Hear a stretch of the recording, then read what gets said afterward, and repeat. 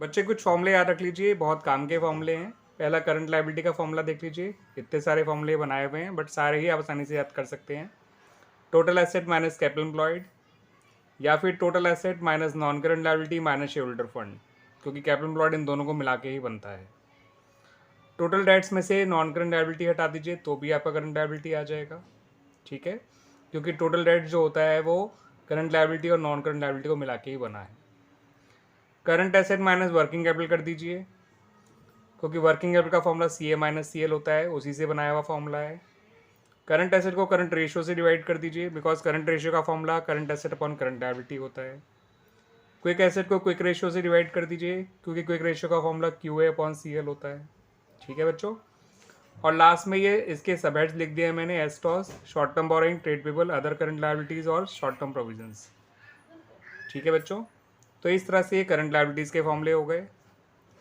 अब current assets के फॉर्मूले देख लीजिए, total asset minus non current asset, ठीक है, क्योंकि एसेट साइड में दो ही तरह की एसेट्स होती हैं, नॉन करंट एसेट और करंट एसेट। तो टोटल एसेट में से नॉन करंट एसेट हटा दीजिए, मिल जाएगा। या फिर क्विक एसेट में इन्वेंट्री जोड़ दीजिए, प्रीपेड एक्सपेंसेस जोड़ दीजिए, एडवांस टैक्स जोड़ दीजिए। करंट लायबिलिटी में वर्किंग कैपिटल जोड़ दीजिए। ये फॉर्मूला मैंने वर्किंग कैपिटल के फॉर्मूले से ही बनाया हुआ है, C L plus working capital. ये करंट रेशियो के फॉर्मूले से बनाया हुआ है, current liability into current ratio. और ये करंट एसेट के सब हेड्स होते हैं, CIT CSO कहते हैं इन्हें, current investment, inventory, trade receivers, cash and cash equivalent, short term loans and advances और अदर करंट एसेट्स। ऐसे ही वर्किंग कैपिटल के फॉर्मूले देख लीजिए। मेन फॉर्मूला तो CA माइनस CL होता है। CA को हम ले सकते हैं TA माइनस NCA, यानी total asset minus non current asset minus current liability. तो CA को मैंने TA माइनस NCA में ब्रेक कर दिया, ठीक है। फिर टोटल एसेट को लायबिलिटी साइड से तीन हेडिंग में ले सकते हैं, SHF, NCL और CL।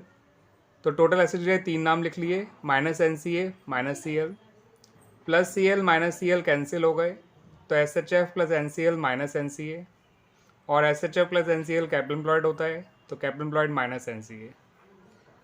इस तरह से देखिए मैंने वर्किंग कैपिटल के 5 फॉर्मूले बना दिए। पहला और पांचवा ज़्यादा काम का है, ध्यान रखिएगा, CA माइनस CL और कैपिटल एम्प्लॉयड माइनस NCA। अब कैपिटल एम्प्लॉयड के ही फॉर्मूले देख लीजिए।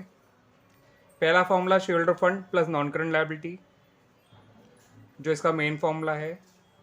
अब टोटल एसेट में से अगर मैं करंट लायबिलिटी हटाऊंगा तो भी वो कैपिटल एम्प्लॉयड के बराबर ही आएगा, बिकॉज लायबिलिटी साइड में तीन हेडिंग होती हैं, तीन में से दो हेडिंग तो यही हैं, ठीक है। अगर मैं टोटल एसेट में से करंट लायबिलिटी घटाऊंगा तो इन दोनों के बराबर यानी इसके बराबर आ जाएगा। टोटल एसेट को ब्रेक करके लिख दिया, NCA plus CA minus CL। तीसरा फॉर्मूला ऐसे बन गया, और CA minus CL working capital होता है, तो चौथा फॉर्मूला बन गया NCA प्लस वर्किंग कैपिटल। इस तरह से हमारे कैपिटल एम्प्लॉयड के भी फॉर्मूले बन गए बच्चों, ठीक है ना। तो इस तरह से ये फॉर्मूले आप देखिए, बहुत काम के फॉर्मूले हैं ये, आप इनको ढंग से रिवाइज करिए, ठीक है। और लर्न तो ऑटोमेटिकली हो जाएंगे, अब बस समझने की देरी है, ठीक है। थैंक यू बच्चों।